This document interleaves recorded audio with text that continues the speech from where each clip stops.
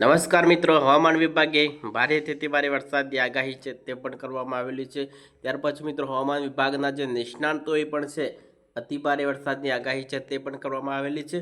આજે મિત્રો અડધી રાત્રે ભારે વરસાદ, ત્યાર પછી મિત્રો વીજળીના કડાકા ભડાકા સાથે વરસાદ પડવાની આગાહી છે તે પણ કરવામાં આવેલી છે. ત્યાર પછી મિત્રો આપણે સાંજની મિત્રો આપણે 7 વાગ્યાની અપડેટ પ્રમાણે વાત કરીશું. તો મિત્રો કયા વિસ્તારોની અંદર વરસાદ ભૂકા બોલાવવાનો છે, કયા વિસ્તારોની અંદર અતિ ભારે વરસાદ તૂટી પડશે અને કયા વિસ્તારોની અંદર વીજળીના કડાકા ભડાકા સાથે વરસાદ પડવાની શક્યતાઓ છે તે વ્યક્ત કરવામાં આવેલી છે. સાંજની મિત્રો 7 વાગ્યાની અપડેટ પ્રમાણે વાત કરું તો મિત્રો જે અમદાવાદનો જેટલો પણ વિસ્તાર છે તે બધા વિસ્તારોની અંદર જોશો તો છૂટા સ્તરે ભારે વરસાદ પડે તેવી પણ શક્યતાઓ છે તે વ્યક્ત કરવામાં આવેલી છે. થોડું આપણે નકશાને ઝૂમ કરી લઈશું. ત્યાર પછી મિત્રો તમે જે અમદાવાદના જેટલા પણ વિસ્તારો છે, ધોલકા, નડિયાદ, કપડવંજ, લુણાવાડા, ગોધરા, અહેમદાબાદના કેટલાક વિસ્તારો, વિરમગામ, સુરેન્દ્રનગર, બોટાદ, ત્યાર પછી મિત્રો ખંભાતનો વિસ્તાર, વડોદરા, જેટલા મેં ગોળ રાઉન્ડ તમને બતાવ્યા તે બધા વિસ્તારોની અંદર છૂટા સ્તરે ભારે વરસાદ પડવાની શક્યતાઓ છે તે પણ વ્યક્ત કરવામાં આવેલી છે. ત્યાર પછી તમે જોશો ત્યાં કુડાના પણ કેટલાક વિસ્તારો છે, ચોટીલાના અમુક વિસ્તારો તેની સાથે સામેલ છે, દાહોદના પણ કેટલાક વિસ્તારો છે. આવા બધા વિસ્તારોની અંદર રાત્રે 7 વાગ્યા પછી છૂટા સ્તરે ભારે વરસાદ પડવાની શક્યતાઓ છે તે વ્યક્ત કરવામાં આવેલી છે. અને વધુ વરસાદ છે તો મિત્રો ધોલકાના જે વિસ્તારોની અંદર ખૂબ ભારે વરસાદ પડે તેવી પણ શક્યતાઓ છે તે વ્યક્ત કરવામાં આવેલી છે. ત્યાર પછી મિત્રો તમે જોશો તો સાબરકાંઠા, અરવલ્લી, મહીસાગર જેવા વિસ્તારોની અંદર કેવો વરસાદ રહેશે તેની પણ સંપૂર્ણ માહિતી આપી દઈએ. અહીંયા જો તમે હિંમતનગર છે, મહેસાણા છે, રાધનપુર છે, વિરમગામના કેટલાક વિસ્તારો છે, પાલનપુર છે, ખેડબ્રહ્માના કેટલાક વિસ્તારો છે, ડુંગરપુરના કેટલાક વિસ્તારો છે, તે બધા વિસ્તારોની અંદર પણ છૂટા સ્તરે હળવા મધ્યમ ભારે ઝાપટા પડે તેવી પણ શક્યતાઓ છે તે વ્યક્ત કરવામાં આવેલી છે. ત્યાર પછી મિત્રો આ બાજની તમે સાઈડ જોશો, થોડો નકશાને નાનો કરે તો જે કચ્છનો જે વિસ્તાર છે ત્યાં આપણને વરસાદ કેવો જોવા મળશે તો તેની પણ સંપૂર્ણ માહિતી આપી દઈએ.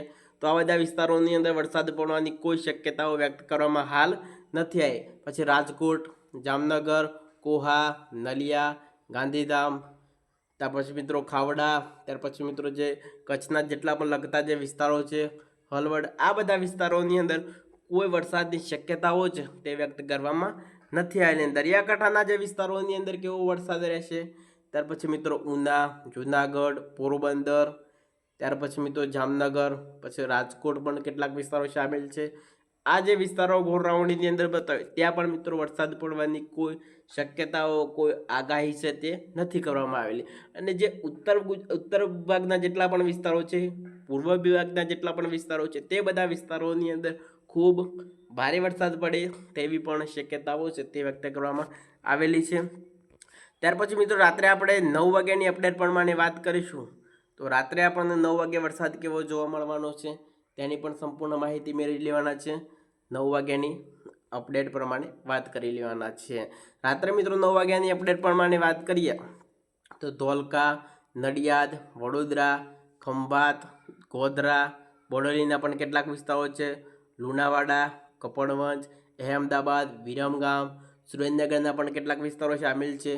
બોટાદમાં પણ મિત્રો ભારે વરસાદ પડે તેવી શક્યતાઓ છે. ભાવનગર છે, જસદણ છે, ચોટીલા છે, આવા બધા વિસ્તારોની અંદર છૂટા સ્તરે ભારે વરસાદ પડે હાલ તેવી પણ શક્યતાઓ છે તે વ્યક્ત કરવામાં આવેલી છે.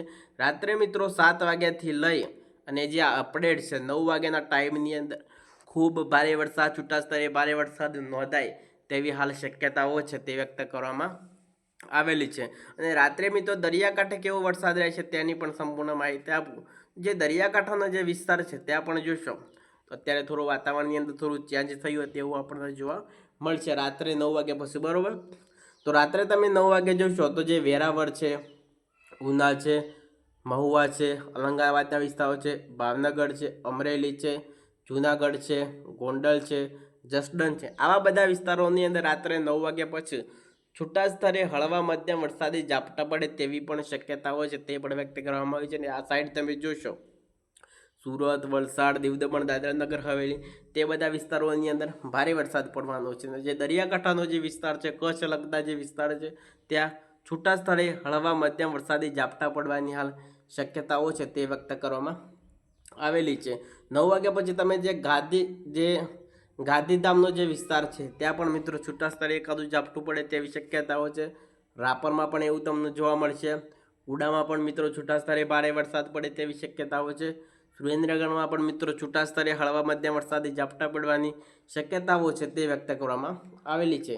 સાથે સાથે મિત્રો આ વિસ્તારોની અંદર જોશો તો જે ખાવડાનો જે વિસ્તાર છે, ત્યાર પછી મિત્રો જે લખપતના જે વિસ્તાર છે તે બધા વિસ્તારોની અંદર છૂટા સ્થળે હળવું મધ્યમ વરસાદી ઝાપટા નોંધાવાની શક્યતાઓ છે તે વ્યક્ત કરવામાં આવેલી છે. અને વધુ વરસાદ છે ક્યાં પડવાનો છે રાત્રે 9 વાગ્યા પછી એ પણ સંપૂર્ણ માહિતી આપું તો સાબરકાંઠા હિંમતનગરના પણ કેટલાક વિસ્તારો છે. તમે જો સાબરકાંઠા હિંમતનગર છે, પાલનપુરની અંદર પણ મિત્રો છૂટા સ્થળે ભારે વરસાદ પડશે.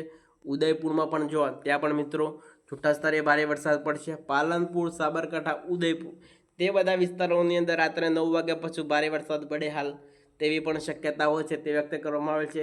અત્યારે મિત્રો ગરમી અને બફારાનું ટેમ્પરેચર બહુ જ વધેલું છે, કારણ કે મિત્રો આજે સવારે મિત્રો બહુ બધો તડકો હતો, ત્યાર પછી મિત્રો બપોર પછી થોડોક વાતાવરણની અંદર પલટો છે તે આપણને જોવા મળ્યો હતો.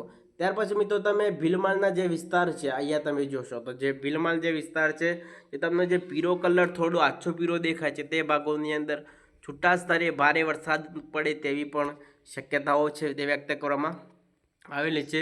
ત્યાર પછી મિત્રો આપણે રાત્રે 12 વાગ્યા પછી જોશો તો રાત્રે 12 વાગ્યા પછી ખૂબ વાતાવરણની અંદર આપણને પલટો ફરીથી જોવા મળવાની શક્યતાઓ છે.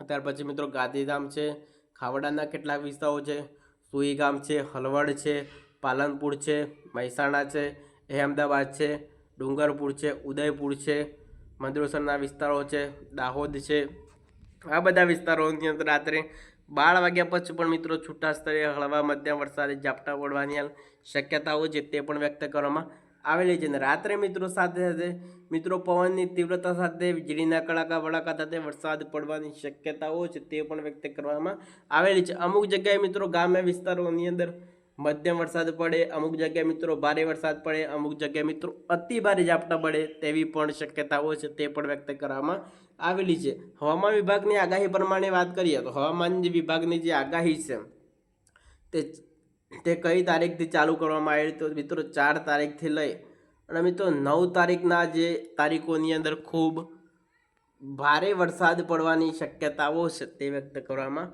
આવેલી છે. કારણ કે મિત્રો આજે છે મિત્રો 5 તારીખ બરોબર, કાલે મિત્રો 6 તારીખથી વરસાદના જે વાતાવરણની અંદર ખૂબ ભારે પલટો જોવા મળવાનો છે. કારણ કે મિત્રો 6, 7 અને 8 આ તારીખોની અંદર ખૂબ અતિ ભારે વરસાદ, અત્યંત ભારે વરસાદ, વીજળીના કડાકા ભડાકા સાથે વરસાદ પડશે, ખૂબ ભયંકર વરસાદ પડે તેવી પણ હાલ શક્યતાઓ છે તે વ્યક્ત કરવામાં આવેલી છે. તો ચાલો મિત્રો હવે આપણે બીજી અપડેટ સાથે ફરી મુલાકાત કરીશું. રજા આપશો.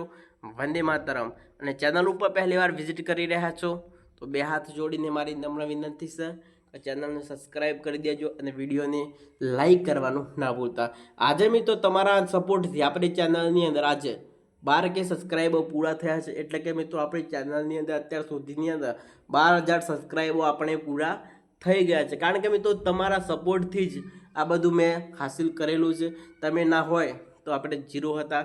તમારા સપોર્ટના કારણે અહીંયા આપણે 0માંથી અહીંયા 12,000 સબસ્ક્રાઈબર સુધી આપણે પહોંચી ગયા છે. અને કોમેન્ટની અંદર કોમેન્ટ કરવાનું ના ભૂલતા. તો ચાલો બીજી અપડેટ સાથે આપણે ફરી મુલાકાત કરીશું. રજા આપશો. વંદે માતરમ.